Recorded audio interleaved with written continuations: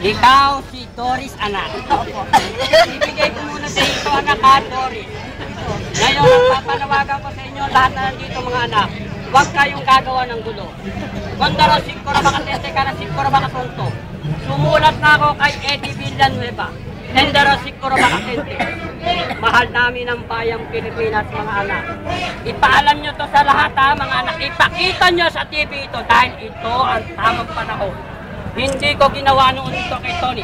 Etong katawang ito ha. Etong katawang ito ha. Kay Tony Gattulas. Ang katawang ito kay Tony Gattulas. Bumaba kami tatlo. Pasensya ka na anak ha.